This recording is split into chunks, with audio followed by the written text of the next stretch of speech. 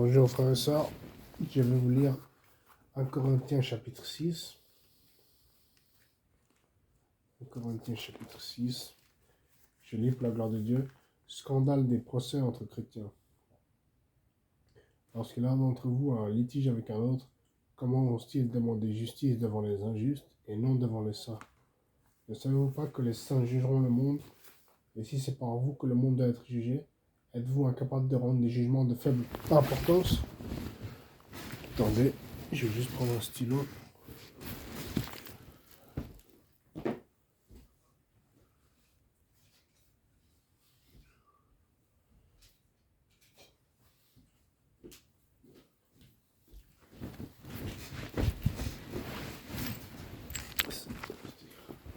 Donc je disais, verset 2, ne savez-vous pas que les saints jugeront le monde?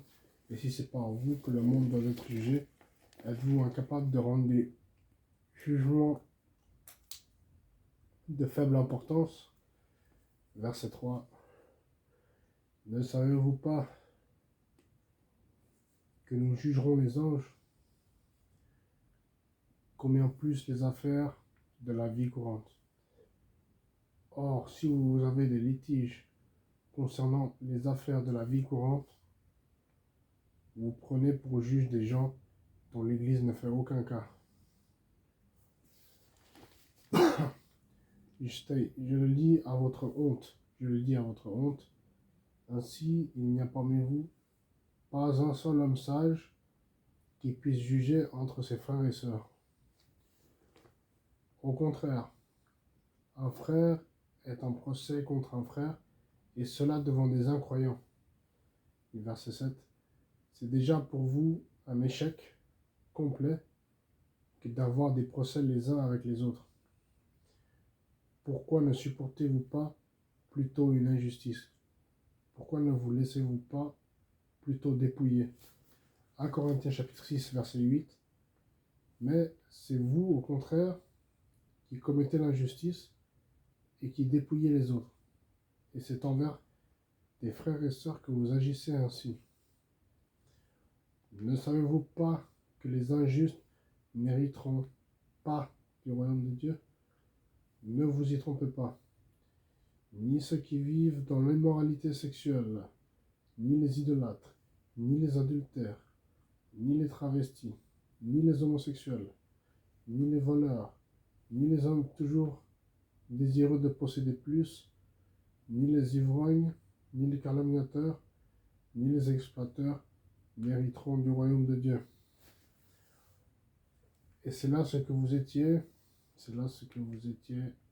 certains d'entre vous, mais vous avez été lavés, mais vous avez été déclarés saints, mais vous avez été déclarés justes au nom du Seigneur Jésus-Christ et par l'Esprit de notre Dieu.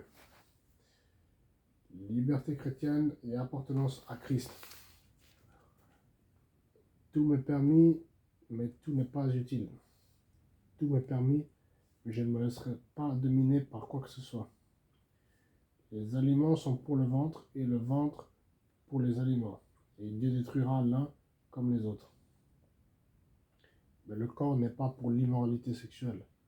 Il est pour le Seigneur. Et le Seigneur est pour le corps. Or Dieu qui a ressuscité le Seigneur nous ressuscitera aussi par sa puissance. L'immoralité sexuelle, c'est tout ce qui est sexe hors mariage et tout ce qui est sodomie, masturbation, fellation, cunnilingus, tout ça c'est l'immoralité sexuelle, c'est interdit. Le corps n'est pas pour l'immoralité sexuelle, c'est écrit dans le verset 13, Corinthiens chapitre 6. Voilà, je continue. Verset 15, ne savez-vous pas que vos corps sont les membres de Christ, Prendrais-je les membres de Christ pour en faire les membres d'une prostituée? Certainement pas. Ne savez-vous pas que celui qui s'unit à la prostituée est un seul corps avec elle? En effet, il est dit, les deux ne feront qu'un. Mais celui qui s'unit au Seigneur est un seul esprit avec lui. Fuyez l'immoralité sexuelle, fuyez. Tout autre péché qu'un homme commet est extérieur à son corps, mais celui qui se livre à l'immoralité sexuelle pêche contre son propre corps. Ne le savez-vous pas, votre corps est le temple du Saint-Esprit qui est en vous, et que vous avez reçu de Dieu. Vous ne vous appartenez pas à vous-même.